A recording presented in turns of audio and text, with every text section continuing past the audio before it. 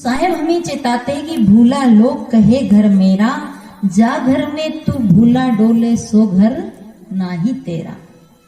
अब देखिए घर में झगड़ा होता है क्यों? कि आदमी एक है और उसके मानने वाले बहुत है। एक ही आदमी किसी का पति है ना, ये बात तो पक्की। और वही आदमी किसी का बेटा है। आदमी एक है, वही आदमी किसी का बेटा है, वही आदमी किसी का पति है, वही आदमी किसी का मामा है, वही आदमी किसी का चाचा है, वही आदमी किसी का फूफा है। आदमी है कि उपाव है? आदमी है कि नकल है? उसकी कितनी नकल की गई, उसको कितने से जोड़ा गया, और बेचारा वो क्या समझा कि मैं मामा हूं। समझा ना? जैसे आपको कोई मामा कहते तो आप क्या कहते? मैं मामा हूं। पर है क्या मामा आप? देखो हमारे मामा भांजा सामने बैठे। तो देखिए जब हमें कोई मामा कहता है तो हम क्या हो जाते हैं? मामा। मतलब हम भेरूपिया है। आप लोग को नहीं कह रही, मैं हमारी कह रही। भेरूपिया देखे आपने? भेरूपिया देखे कि नहीं आप लोगों ने? देखे भेरूपिया? भेरूपिया मतलब जैसा स्वांग बनाए वैसा बना लेता भेरूपिया। कभी तो वो राम बन जाता है, कभी वो वही सुपड़खा बन जाता है, कभी वो भोलेनाथ बन जाता है। तो अनेक अनेक रूप बनाता है भेरूपिया।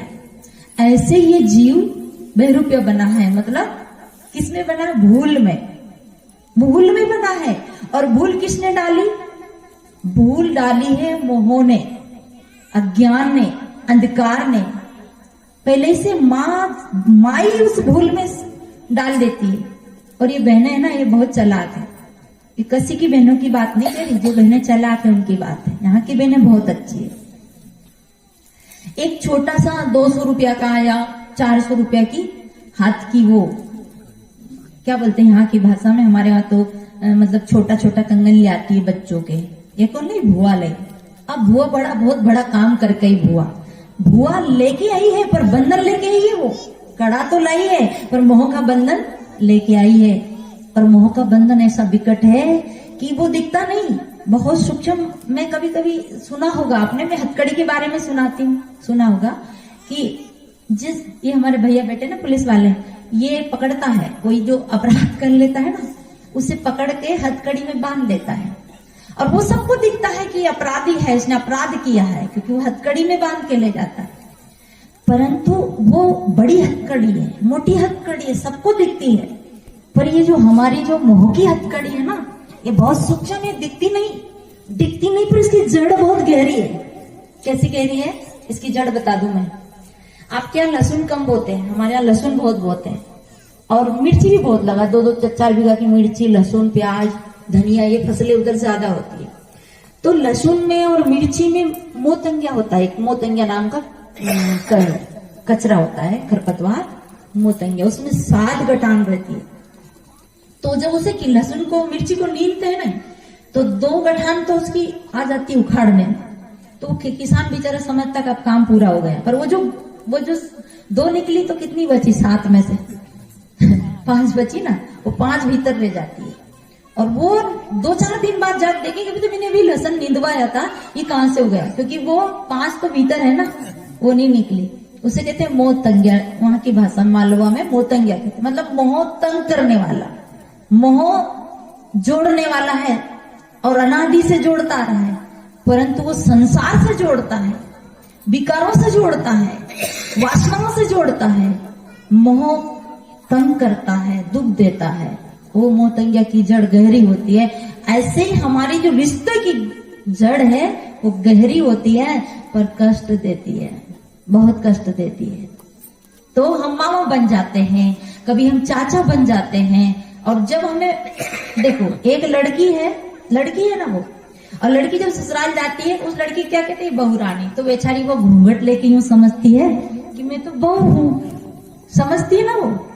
ये आपकी बहुत सारी बहुएं बेटी, हाँ, वो बेचारी वो अपने आप को समझ लेती है कि मैं बहू हूं। क्या वो बहू है? किस जगह बहू? बता, कहाँ, किस जगह है बहू? पर उसने मान लिया कि मैं बहू हूं, मैं माँ हूं, मैं चाची हूं, मैं। जो इस जीव ने भूल में मान लिया ये है नहीं, मान लिया, संसार से जाता है, तब ये किसका है? शरीर जब छूटता है तब ये विचार करता है मैं किसका हूँ, कौन मेरा बेटा, कौन मेरी बेटी, कौन है मेरा इस संसार में। यही भूल पड़ी है और ये आज की नहीं है, ये अनादिकाल की भूल है। कबीर साहब कहते भूल मिटे, बोल दो ना आप लोग, आप पार किए ना, भूल मिटे गुरु और आगे पारक देही लगाए। कहे कबीर भूल की औसत पारक सबकी भाई।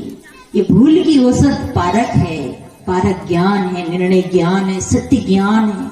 यही है जब हमारी भूल को मिटा सकता है। एक जीव के अनेक रिश्ते हैं, तो साहिब कहते हैं भूला लोग कहे घर मेरा, जा घर में तू भूला डोले सो घर नाही तेरा। देखो एक ही संसार है, जिस संसार में हमारा घर है और घर में हमारा शरीर है और शरीर में हमारी आत्मा है और आत्मा के अंदर वासना है, यानी शरीर के अंदर अंतःकरण है, अंतःकरण के अंदर वासना है। तो शरीर के घर के अंदर हम हैं पर घर हम नहीं है क्या हम घर में है पर घर हम नहीं है। परंतु जब घर में एक बल्ब भी शार्ट हो जाता है, एक छोटी सी वस्तु टूटती है तो दुख किसे होता है? घर को होता है। घर को होता है क्या? किसको दुख होता है? घर की एक दीवार में दरार आ जाए तो किसे दुख होता है? किसे दुख होता है? घर निर्जीव है पर दुख किसे होता है? क्योंकि घर हमने माना है। सदगुरु कबीर कहते मान बंधन में आवा, निज कर्तव्य में आप बंधावा।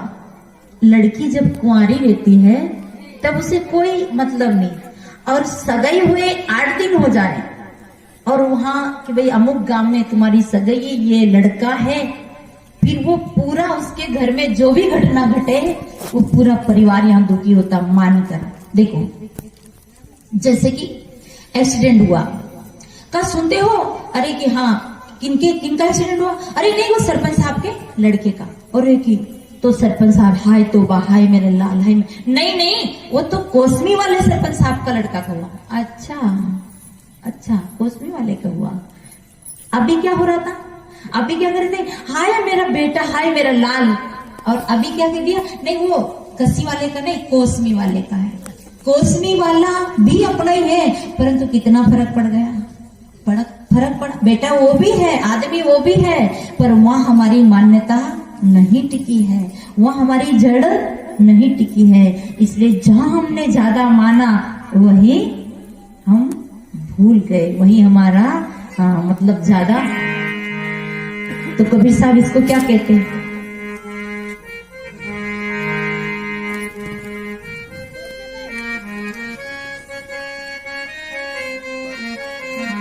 मन भूला